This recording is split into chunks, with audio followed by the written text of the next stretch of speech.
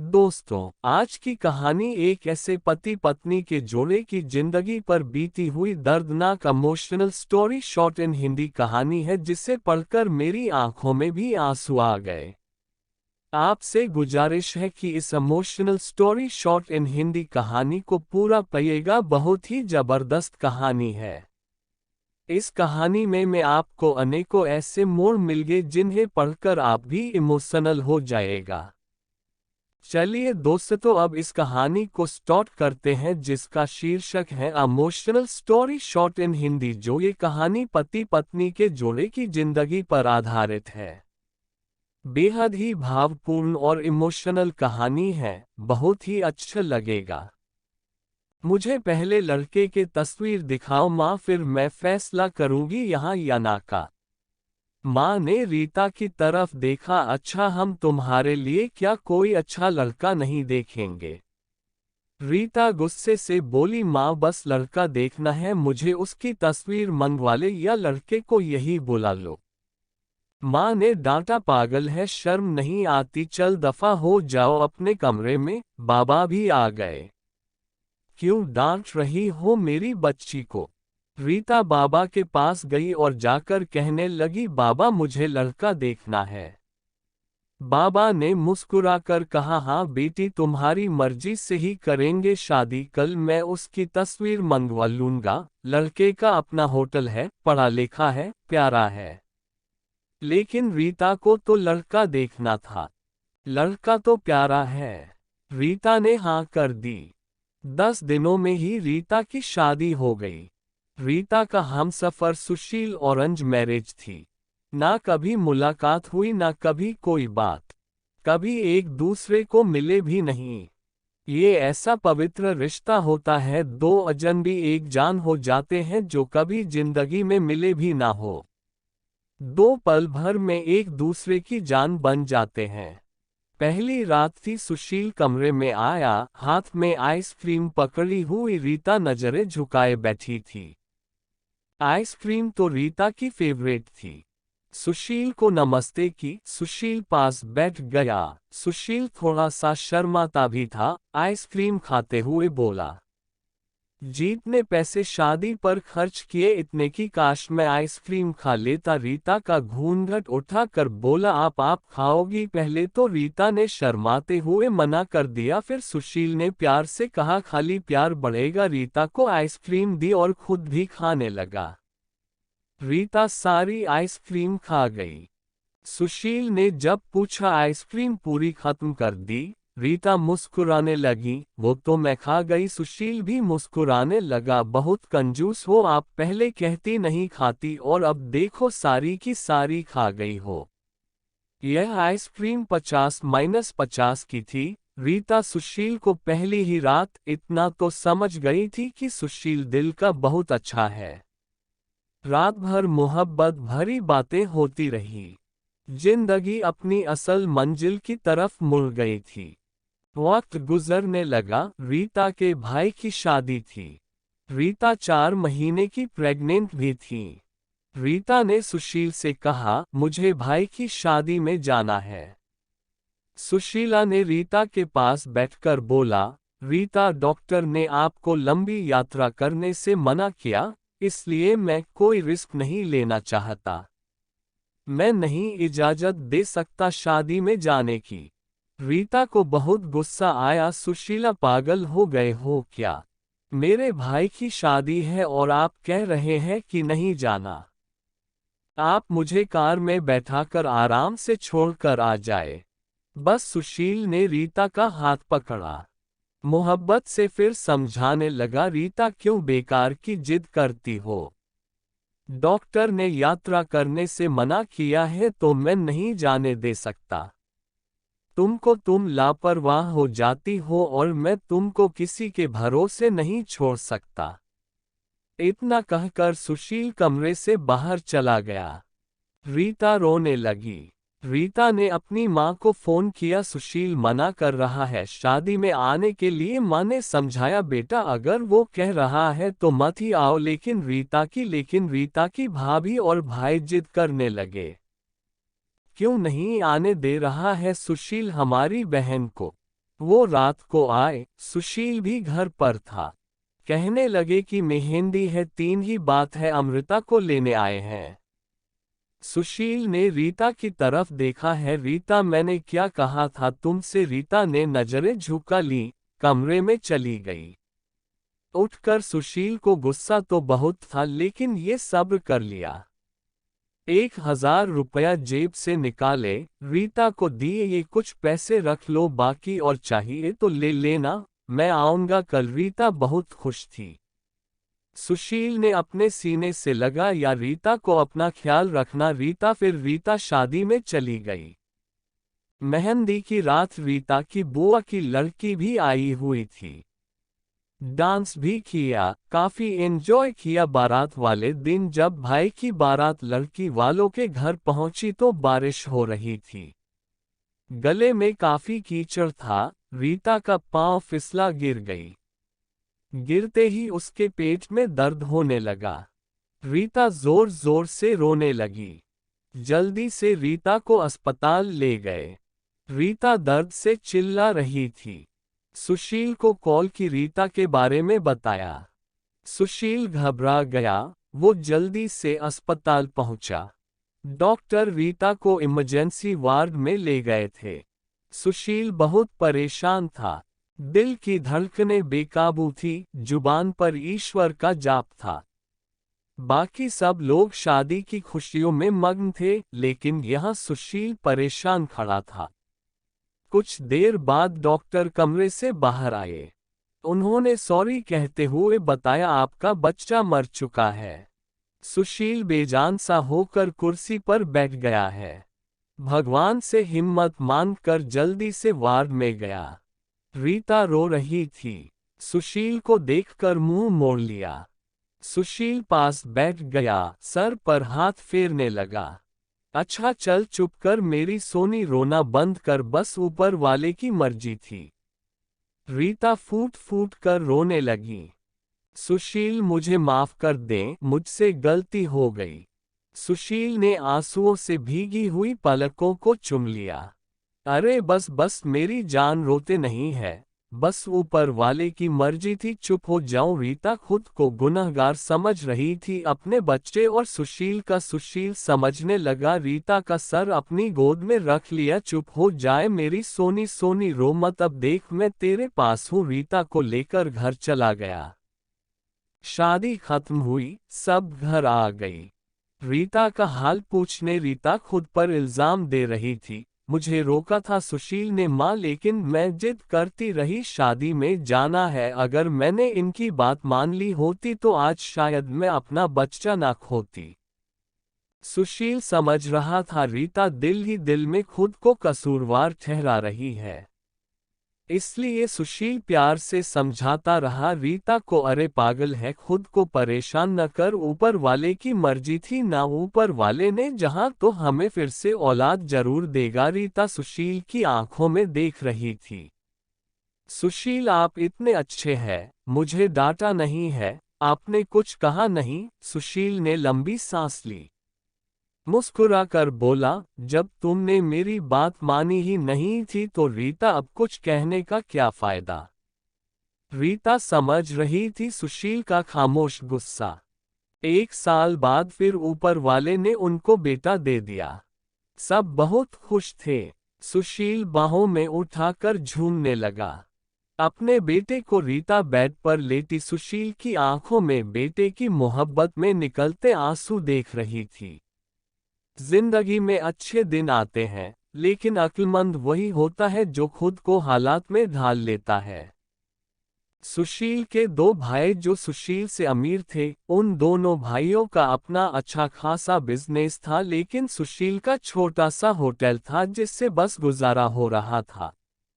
रीता ने जिद की, सुशील बच्चे को गर्मी लगती है, इसलिए यह बहुत रोता है, मुझे कमरे में एसी लगवा कर दें। सुशील ने सिर पर हाथ रखा। अरे रीता, पागल हो गई हो क्या? मेरे पास नहीं है इतने पैसे एसी के लिए। रीता ने जिद की, मुझे ऐसी चाहिए बस कमरे में। सुशील अपने बेटे को सीने पर लेटाकर खेल रहा था उसके साथ। रीता बस एसी लगवाने की जिद किए बैठी थी। सुशील ने रीता का हाथ पकड़ा, अपने करीबी किया। रीता, पता नहीं क्यों इतनी चिंदी हो, तुम लगवा दूंगा। ये लो, सो गया है मेरा राजकुमार, इसको लेटा दो। 2 साल बाद ऊपर वाले ने एक बेटी भी दी। वे दोनों बहुत खुश थे। हर अच्छी बुरी ख्वाहिश पूरी करता था सुशील, लेकिन फिर भी छोटी छोटी बातों पर उनमें झगड़ा रहता ही था। बेटा 4 साल का हो गया था। बेटी छोटी थी। सुशील का होटल का काम अच्छा नहीं चल रहा था। सुशील कुछ परेशान था। घर आया, देखा बेटे ने उसका लैपटॉप तोड़ दिया था।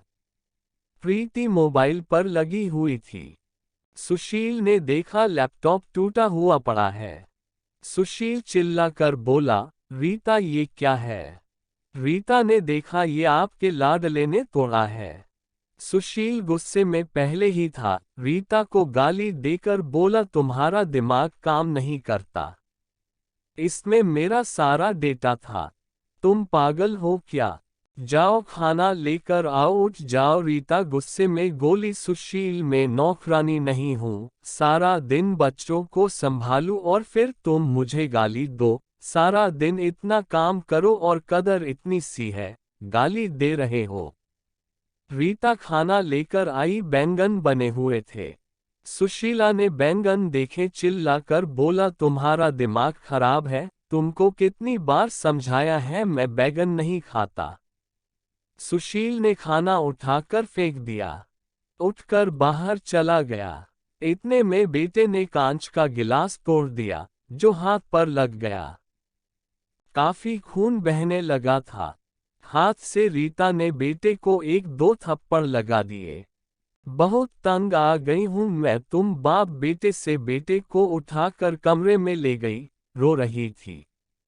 साथ ही उसे मैं बोल रही थी, 5 साल हो गए इस इंसान के साथ, बड़ी कदर ही नहीं है। बेटे के जख्म पर मरहम लगाने लगी। इतने में बेटी भूख से रोने लगी, बेटी को गोद में उठाया। इस इंसान की ऐसी हरकतें रही तो गुजारा मुश्किल हो जाएगा। रात भर सुशील गायब रहा। रीता ने भी फोन करके ना पूछा। रीता ने अपनी माँ को बताया, सुशील आजकल ना खर्चा दे रहा है, ना अच्छे से बात करता है, गालियाँ देता है। माँ ने कहा, अच्छा हम करते हैं बात उससे। सुशील को महसूस हुआ उसने अच्छा नहीं किया रीता के साथ। आज घर जाकर रीता को सॉरी करूंगा। घर आया, देखा घर में रीता के माँ बाप चाचा सब आकर बैठे हुए थे। सुशील ने रीता की तरफ देखा, रीता खामोश रही, नमस्ते किया। उसके बाद बात तो शुरू हो गई। माँ चिल्ला कर बोली, क्यों बेटा तुम खर्चा नहीं देते हो? रीता को क्यों गालियां देते हो? सुशील को बहुत गुस्सा आया। घर की बात ही हम दोनों सुलझा लेते। सुशील ने गुस्से से कहा, इसको सब कुछ देता हूँ, ये बस तमाशा लगाना चाहती है। रीता भी गुस्सा थी, वो भी गुस्से में बोली, क्या देते हैं? वो महीने में 10,000 देते हो, जिसका दोनों बच्चों का दूध भी पूरा नहीं होता। एहसान करते हो मुझ पर, तुम्हारे बच्चों पर खर्चा करती हूँ। बहस इतनी बढ़ गई कि सबके सामने सुशील ने रीता को थप्पड़ मार दिया। रीता की माँ को बर्दाश्त नहीं हुआ। वो अपनी बेटी को साथ ले गई, दोनों बच्चे भी साथ ले गई। सुशील ने भी ना रोका उन्हें। रीता नाराज होकर चली गई। रीता को थप्पड़ ज्यादा जोर का लगा था, निशाना बन गया था। चेहरे पर माँ भी रोने लगी, न जाने पहले भी कितना जुल्म करता होगा मेरी बेटी पर, कमीना इंसान। सुशील पहले से ही अपने होटल की वजह से परेशान था, काम न होने की वजह से, और अब ये परेशानी बन गई। रीता मायके में थी, सुशील यहाँ था, घर में परेशान था। हालात इतने खराब हो गए, सुशील को अपना होटल बेचना पड़ा। 2 महीने गुजर गए, दोनों ने एक दूसरे से बात तक न की। दोनों गुस्से में थे। सुशील कहता खुद गई है खुद वापस आए। रीता की अकड़ थी, मनाने आएगा तो जाऊंगी। दिन गुजरते गए, 8 महीने गुजर गई, कोई बातचीत नहीं हुई। सुशील के एक दोस्त ने सुशील से कहा, विदेश जाना है तो बताओ, मेरे पास एक ही वीजा है। हालात काफी बुरे थे। सुशील विदेश चला गया, नंबर बंद हो गया। 1 साल गुजर गया, दोनों ने कोई बात ना की। एक दूसरे के साथ रीता भाई से खर्चा लेती, बच्चों के दूध का या फिर दूसरी जरूरी सामान का। भाई कब तक दे सकते थे खर्चा, उनके भी अपने बच्चे थे।